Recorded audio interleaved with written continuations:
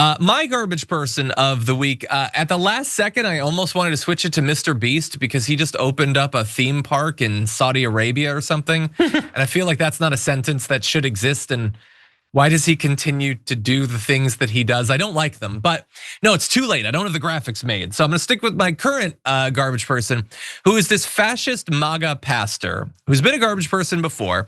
He is not satisfied with Donald Trump's current level of violations of the law, the Constitution, common decency. He wants Donald Trump to go way further. This is Joel Webbon, and here is how he put it. If Trump is going to have a lasting legacy, he's going to have to cross the Rubicon and say, enough is enough. The judges, the mayors, the governors, not just a sternly worded tweet. No, armed guards, throwing them in jail. These are traitors to the United States. Thousands of civil officials over the last 5-6 years have committed treason. They need to be rounded up and thrown in prison. He needs to be the American Caesar. He must cross the Rubicon. He even tweeted out, I mean, we've got the president of the United States, Napoleon tweeting, right? He who saves his country violates no law. Yes and amen. So let's see it. Okay, so he is my garbage person, not only for stealing my favorite quote there, and not only for whatever is going on with his beard and hair. I don't know what it is. So good. Go back and see. I think that at the very least, the hair on top of his head, I think he reapplies the color via Krylon spray paint every day.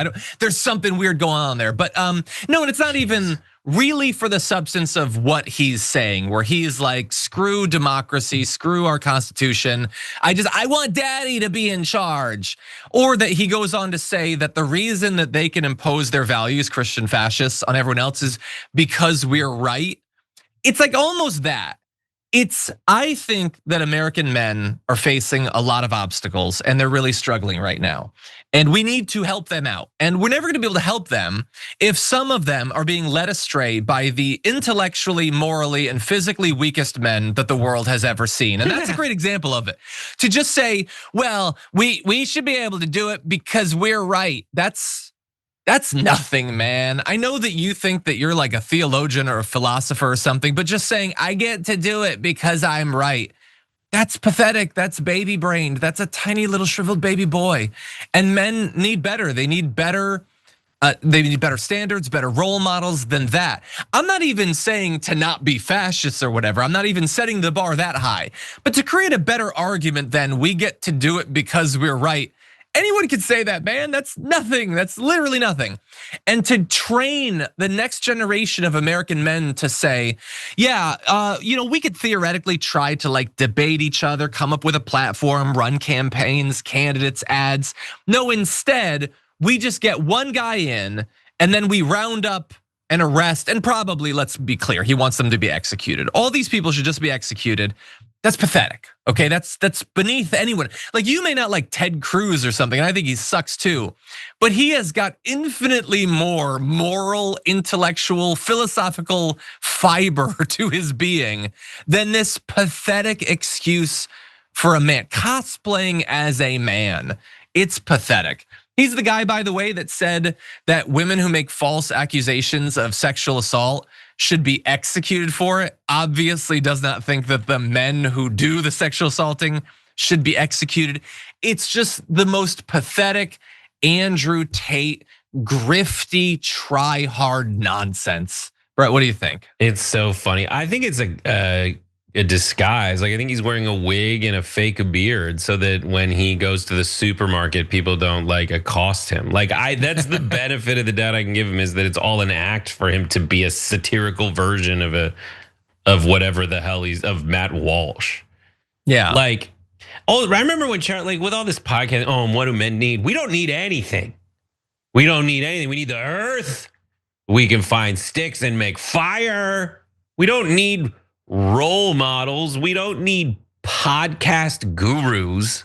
If you need that, you're not a real man. Honestly, like, you watch the movie Lucas. Charlie Sheen's like a football player who's nice to the dork. That's all you need. is literally just be a football player who's nice to the dork and you're fine. Expand on that in any way that seems even a little germane to that core dynamic.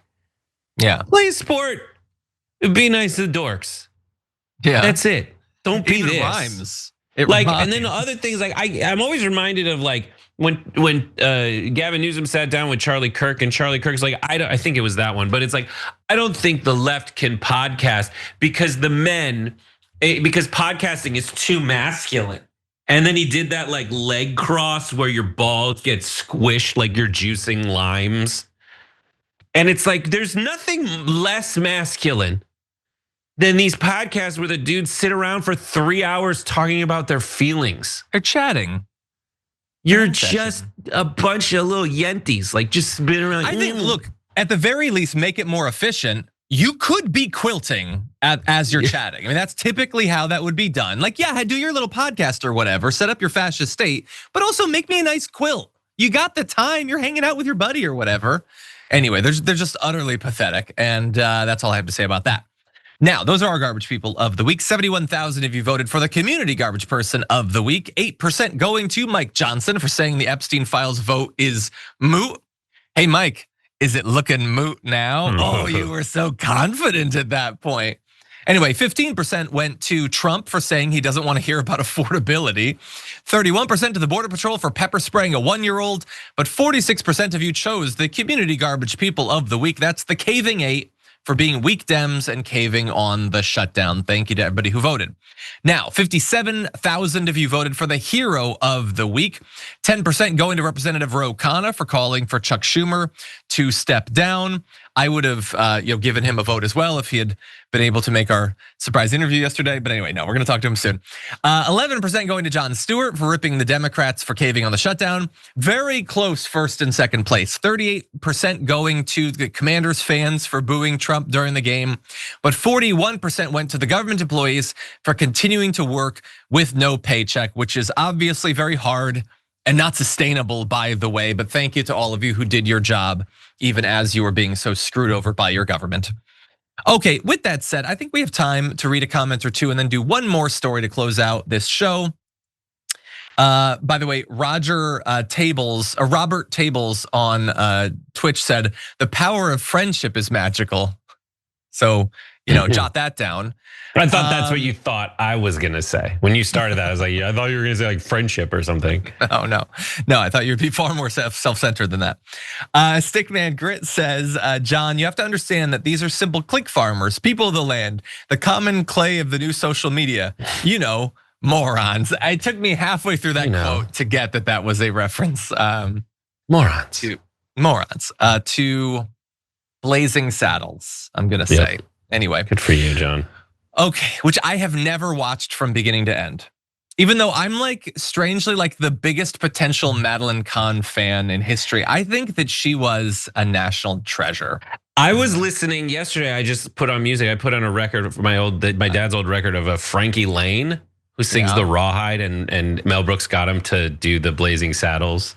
Oh, I didn't know that. He wore a blazing saddle, he wore a shining star. Whoosh. We'll leave some for when I watch the movie this weekend.